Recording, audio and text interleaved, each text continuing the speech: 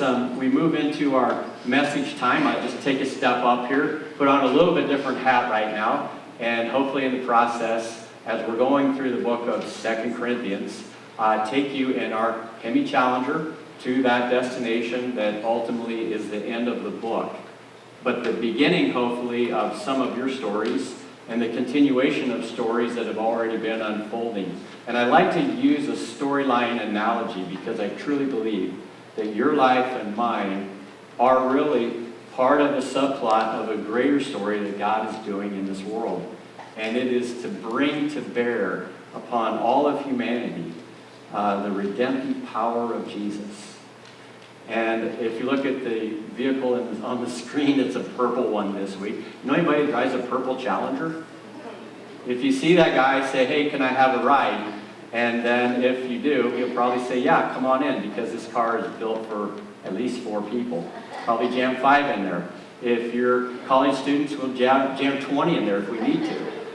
It's really for something that people do together. And the imagery that we've been using is actually a different car. It's one like that, but it's a car that has within the backdrop a Mediterranean city, that of Corinth. And Corinth is one of those places like Los Angeles. It draws a lot of different people who each in their own right have a spiritual need.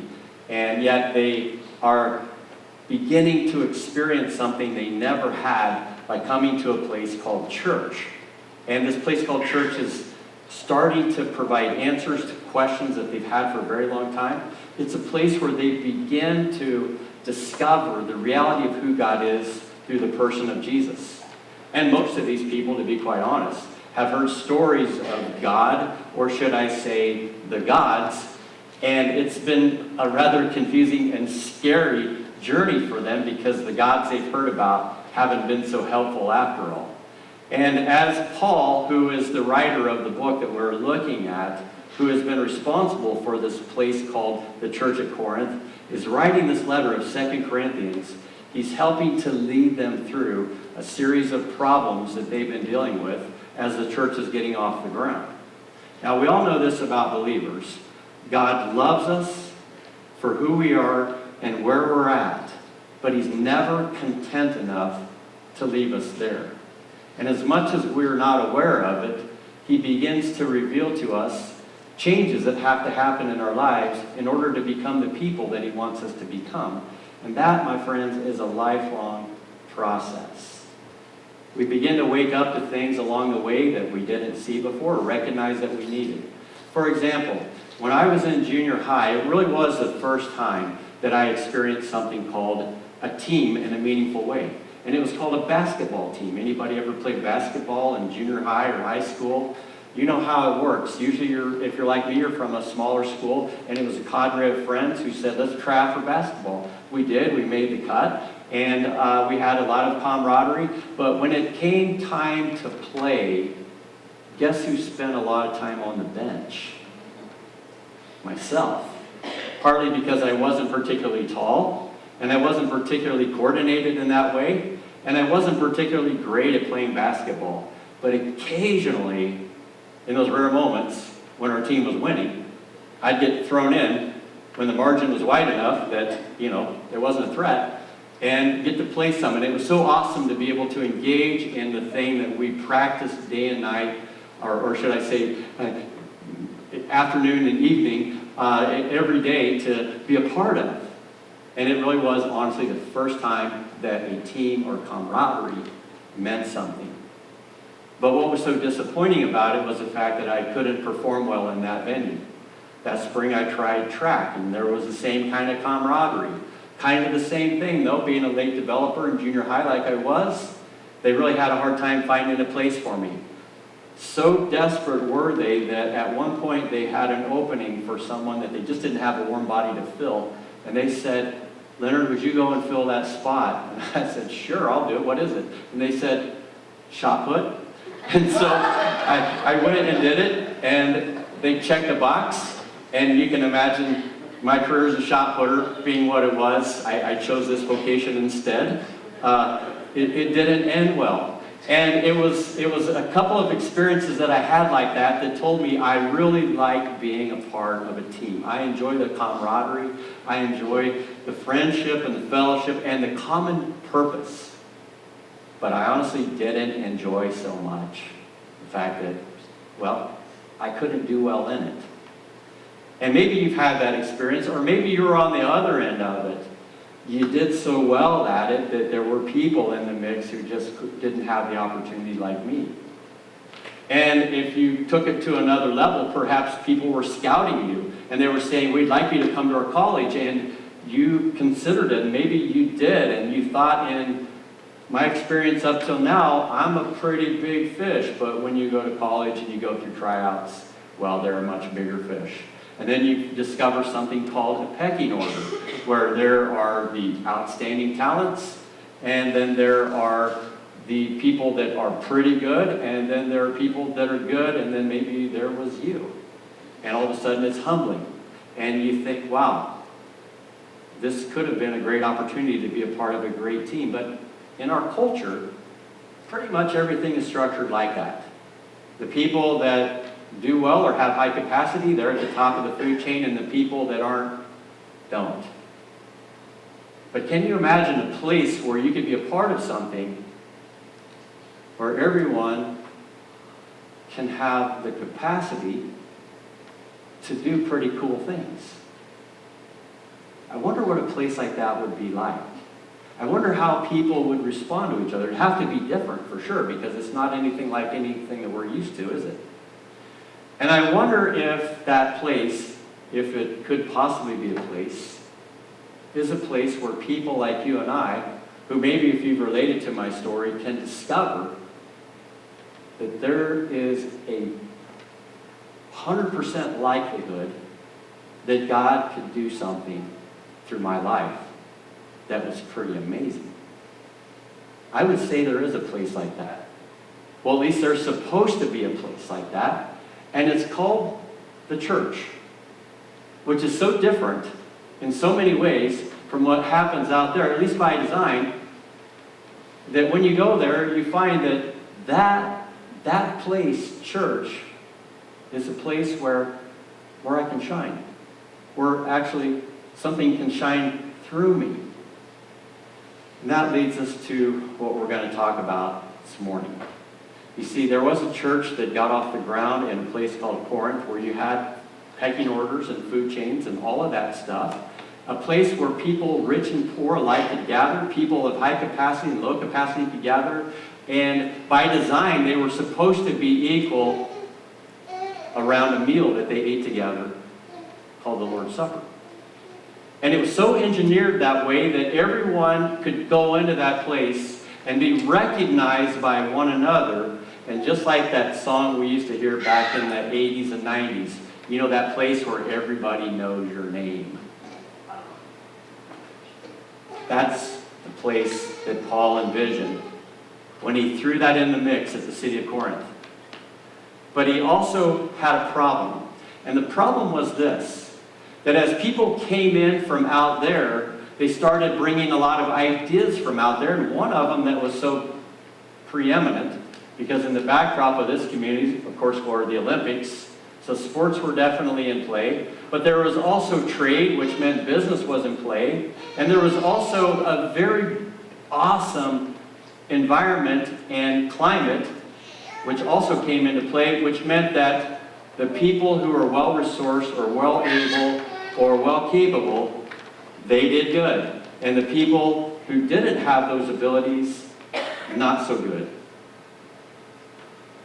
But in this place called the church, it kind of leveled everything out. Except when some people came in while Paul was away and said, guess what, people?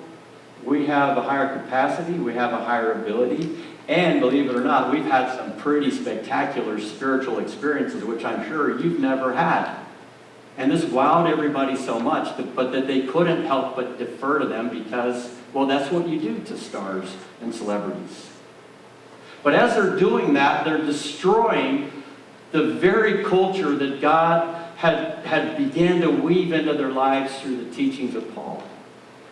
The special place where everybody knows your name, where you go to, and if you sit down anywhere, a person doesn't come up to you and say, hey, I think that's my pew.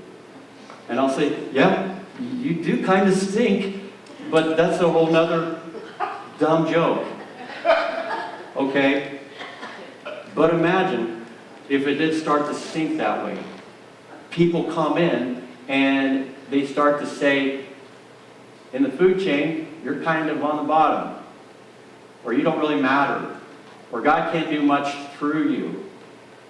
And you start to feel like, I don't even know if I'm worthy to be in this place. I know people who will literally say, if I ever go to that place, the ceiling is going to cave in, or lightning bolts are going to fly, or something is going to happen to show that that's the place where I don't belong.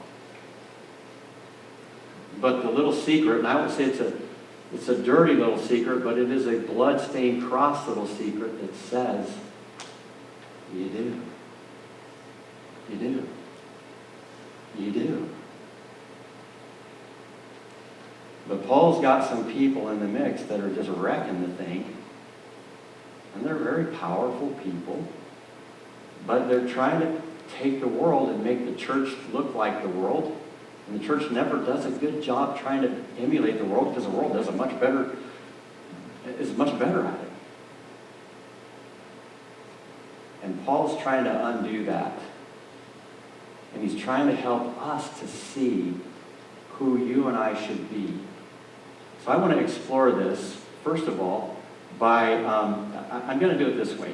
I'm going to bypass the video, and I'm just going to go right into the text in 2 Corinthians chapter 12, verses 1 through 6. Paul says this. So just follow along with me if you don't mind. He says, I must go on boasting, though there is nothing to be gained by it. I'll go on to visions and revelations that I've taken part in, things I've seen that are from the Lord.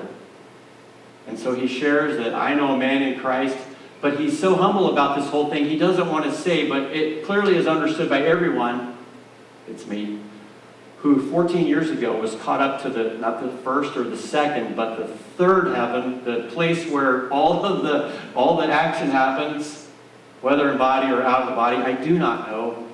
God knows. And as I was caught up into that, this man was caught up into that paradise, whether in the body or out of the body, I don't know, but God knows. And this man, myself, heard things that cannot be told, things which man may not utter or talk about. I'm privy, or he's privy to that information. On behalf of this man, I will boast. But on my own behalf, I will not boast, except of my weakness. It's an interesting choice of words, isn't it? Olympians aren't weak. People at the top of the social pyramid, they're not weak. But Paul says, I'm weak. Though if I should wish to boast, I would not be a fool, for I would be speaking the truth. But I'll refrain from it, so that no one may think more of me than he sees in me or hears from me. So he's disarming the boast by doing what he's doing here and telling us something about where his heart's at relative to the people that he loves. He has so much potential here to bundle into his story that you could listen to the Apostle Paul talk, and by the time you got done, you'd be like, well, I ain't got a story like that. I ain't never had an experience like that. And you just kind of feel bad about yourself because, wow, wouldn't it be great to be like Paul? But Paul is saying, no, I don't even want you to go there, because in this place, that's toxic. Where I want you to go is to weakness, straight to weakness. And by our standard, that's sort of not appealing, is it? I mean, who wants to be weak, honestly? But Paul says there is something in our weakness that is the ingredients, that are the ingredients that are necessary for you and I to discover the power of God. Now, my guess is, if I were to take a survey many of you are in this room because you, A, either were invited by a friend, or B, you drove by and you saw this place, you said, why don't I check that out? Or C, perhaps you saw us online and you said, I'd like to go and attend there and see what it's like. But underneath that, probably what has happened is a friend has said, why don't you come and join us, or a relative or something like that, and you became a part of the mix. But even underneath that layer, I would dare say something else is maybe going on. And that is this. I know that there's something missing in my life. Or I know that I have an issue in my life that I can't get past and I need help. And perhaps God's the answer. Maybe some of you have said, I'm here because I got a lot of pain and I can't seem to not only manage it, let alone get rid of it. There's always something deeper at work in a person's life, I've discovered as a pastor, that they may not even be able to give language to, but yet they express to me things that say, you're hurting. You need God. Or you have big questions that are requiring God-sized answers. And I just want to say to that person, I hope our church is the place for you. Because there is camaraderie engineered into it. There is hopefully other things bundled into the experience that will help you to shine. When the Apostle Paul is saying all that he's saying, and he's disarming the power structure that's kind of taken over, that's keeping everybody from being equal at the foot of the cross, he's trying to help us see what it is that really makes this thing work. Now, I was sharing with somebody, I was sharing with a friend an experience I had in South Africa. And in South Africa, things are so different. One of them is that when you are an African, your view of the world typically is this. Everything that happens because of spirits. All right? You can even get a certification in auto mechanics, learning about how an internal combustion works from the point you put gasoline into the tank to the point where tires hit the road and begin to propel the car forward. You can learn all of that, but if you were to ask the African, and I kid you not, if you ask the African, what is it that makes that car truly work, they'll say, spirits. Spirits are the power for that thing no matter what. That is their belief. And as the Apostle Paul is trying to actually point us back into that direction, he's showing us that we do a lot of things thinking that we can sort of put it together without him, but it creates a lot of problems. Because, well, we start flying too high. And if you've ever experienced life as a person getting an education in Roman culture in that time, which I'm sure you haven't, you would know this story that I'm about to share. So I'm going to go ahead and show that to you, and then we're just going to take a very quick trip down to 3 ways this unfolds into your life and mine. This is the story.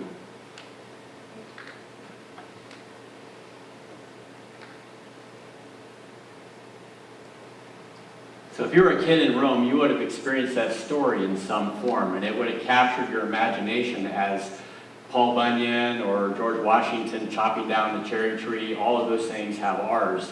And as that was carried around in people's mind, Paul, a lot of scholars say, wanted to refer to that story to describe something that everyone needed to hear once again.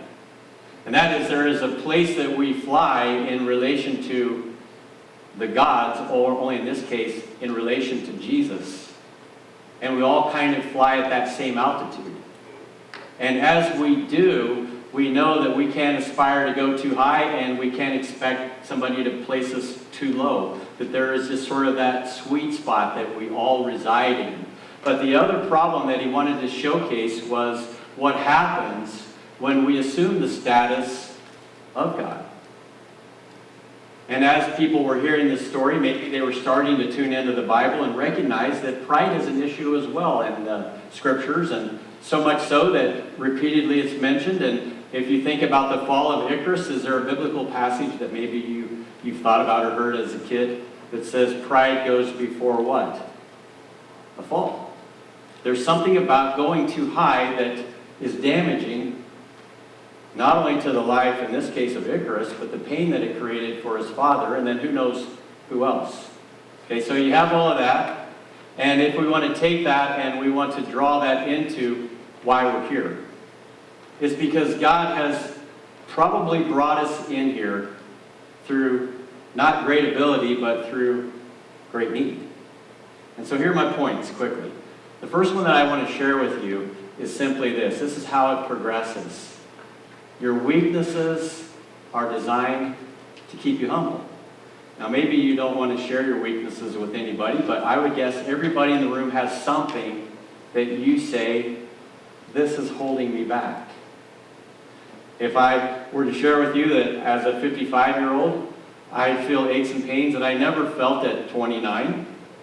I have memory issues that I didn't used to have, but I honestly think it's because I just got too much life jammed in there that it's too cluttered now. And perhaps if that excuse weighs thin, recognize the fact that I've had people who are 65 say, well, you think that's bad, wait till you turn 65. And then I realize, yeah, there's something about life that is, well, it's humbling, isn't it? It helps to bring us to our senses that we're not as powerful as we used to think we could be. But more than that, it's a way of looking at the thing that we're struggling with, not as something to get rid of, but as a means by which we can connect to the things of God. So the Apostle Paul says, here's how I would describe it. To keep me from being conceited, because he had much reason, a fine education, a fine pedigree, a fine network of friends, and ultimately experiences that not everybody has. He said, in order for me to not get in a state where I think I'm better than everybody, because of these surpassing great revelations, there was given me a thorn in my flesh, a messenger of Satan to torment me. You ever heard the phrase, thorn in my flesh? Like that person is a real thorn in my flesh, like no matter where I go, they're chronically there, showing up, making my life miserable. You ever had that experience?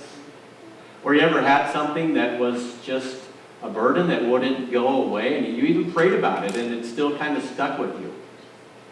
And Paul is saying, that's even happened to me. And the thing I discovered is this. It's designed to keep me humble. And maybe you have stuff in your life that is, well, it's humiliating to have to deal with it. I want to tell you something. It is not the end of the world. It is actually the beginning, perhaps, of the means by which God can start to flow into your life and through your life. So Paul says, first of all, our weaknesses are designed to keep us humble because we need humility for posture in order to receive what we couldn't otherwise. And so let's go to the second point. And I want to kind of establish this in your thinking too. Your weaknesses draw you closer to God. Paul said 3 times, I pleaded with the Lord to take it away from me, but he said to me, my grace is sufficient for you. For my power is made perfect in weakness. And if there was ever a passage to ponder, that's it, because it is so counter to what we think about, isn't it, when it comes to our lives, that power should come through working out. It should come through eating right and getting enough sleep and perhaps socially being connected to the right people. That's where power flows, but God is saying, not so much, because it's a different kind of power. But chances are you may not be able to see it because of one word. Pride. If you just take your view of what is out there and you try to see it through the eyes of God, oftentimes what gets in the way is just that one word, pride. It keeps us from, well, feeling pain for the things that God feels pain about. It keeps us from perhaps seeing opportunities that God gives us to help other people. Pride keeps us from being considerate and compassionate to one another. Pride puts ourselves before other people or the situation. Pride just gets in the way. And as Paul is describing this experience in our relationship to pride, he's keeping in mind something about us. And that is how you and I need to see as clearly as we can the pathway to God's power working in our lives. And some of us may say this if we come out of pride, well, I do want to come close to God, so I'm going to do that in the form of just hearing something that is an insightful, inspirational thing, and that will be the source of power in my life. And for a lot of us, it could be just showing up and thinking, that's how I can tap into the power of God. And for people in Corinth, they could go to church and have a Bible study, but the power wasn't at work. Because that's not the means by which power gets transferred to the ground. And you could say, I'm going to go to church and I'm going to hear the word and I'm going to leave and be private and independent in my faith, but yet I feel so powerless. Or you could say, I'm going to begin to move into a place where I'm interacting with other people. And that's where it begins. That's where our lives start to come online with the power of God. See, God is looking at us and he's saying, I do love you where you're at, but I do want to move you into a place where you're uncomfortable. And if you're an introvert, you may be really uncomfortable. But I see so many introverts start to tune into the power of God that all of a sudden they are at least situational extroverts. They're doing cool things for the Lord, and it's pretty cool to hear those stories, which I hear quite often. And this is how it happens. God not only wants to just be out there to be heard in our prayers when we're desperate, and he not only wants to speak to us through his word, but he really wants us to come alongside other people like he did when he was here on earth. And he wants us to be in community with other people, whether it's in a group or Sunday school class or something that is a reason to be a team, a reason to find camaraderie. And then he wants to define that around the subject matter of weakness. And in our community groups, it's been cool because a lot of people have said, it wasn't until I shared my story that I felt safe. Because everybody in the room felt disarmed enough to share their story, and almost always they were about their brokenness and the stuff they didn't want to share in church because they honestly felt like nobody's been through this. And without exception, everybody said, wow. And I hate to say it, but we were having Me Too moments before that was a thing. And it was so cool because it was always centered around weakness, and then it started to begin to happen. Then it was cool, and I can't wait in the next series to begin to talk about the stories of what happened through groups and through different people that are assembled together in different forms and what they've done. They're so disarmed by their own weakness that it freed them up to be agents of God's grace. And if we're coming to church like they were in that day, worrying about who's where and what they look like and whether they're judging me or not judging me, and we're so concerned about, a critical attitude and all of those things, it just short circuits the power of God. And it keeps us from becoming the people that we need to become. Now, don't get me wrong. Things need to be sorted out in their own way, but always in the spirit of love. And as that happens, that's the spirit of humility at work. And it is in our weakness that we draw close to God. When we're hurting, how many of you have ever prayed the prayer, help me God, help me God, help me God? Because I don't have anything else to say. I'm just hurting and I need help. I think God loves those prayers. Those are probably the best. Because they posture us in a way where we are now able to receive. And it begins to create the conditions for his power to flow. So then he adds to the people at Philippi in Philippians 4, and my God will meet all your needs according to his glorious riches in Christ Jesus. There's something about God providing what we try to provide and make happen for ourselves. That only weakness, which humbles us, enables us to see. But here's the last thing that he says. He says, as that begins to happen, the power begins to work. So let's go ahead and show slide number 3. Your weakness invites God's power. Your weaknesses invite God's power. As Paul goes on to say, my grace is sufficient for you, for my power is made perfect in weakness. Therefore, I will boast all the more gladly that about my weaknesses, so that Christ's power may rest on me. That is why, for Christ's sake, and you know what, I can't even read this anymore because, well, I'm weak in my eyes. So here we go. That is why, for Christ's sake, I delight in weaknesses, in insults, in hardships, in persecutions, in difficulties. For when I am weak, then I am strong. And as you come into this room, what God does is he just unfolds something that you never thought could happen.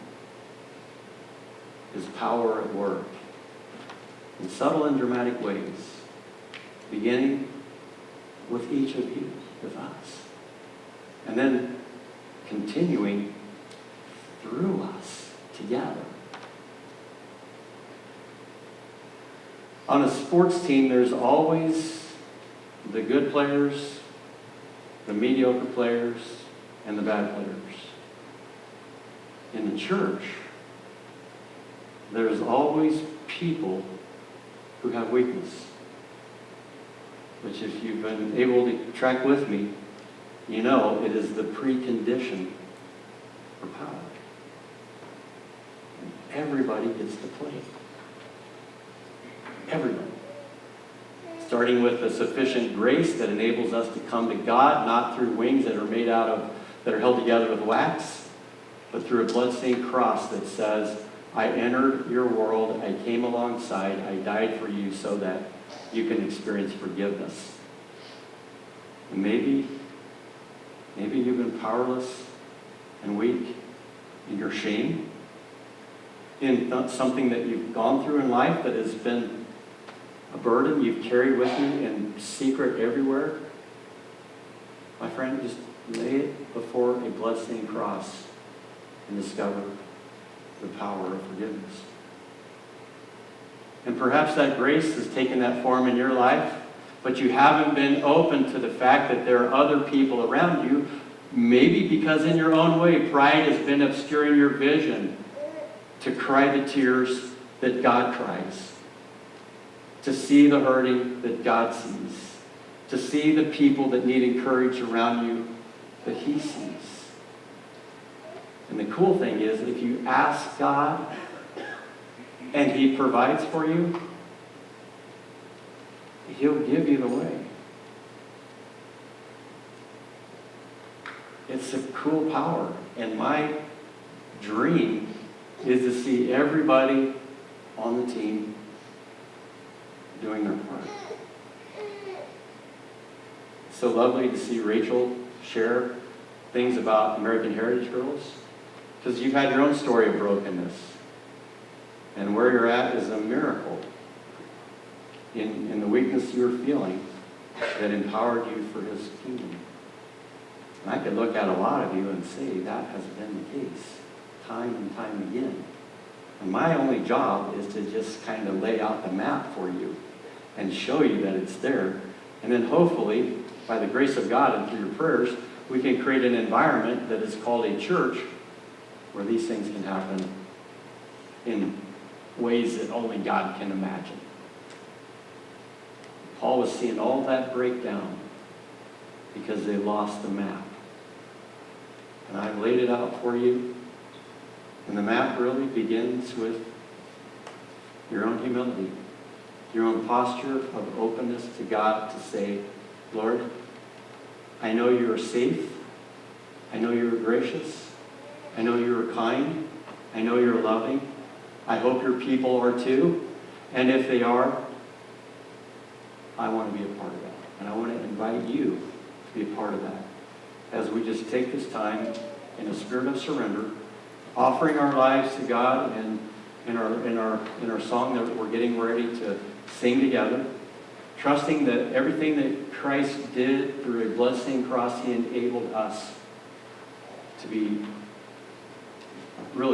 transformed into something new. I wish I had time to just get testimonies. But for now, hopefully this will suffice now that you have the map laid out in front of you. Let's stand together.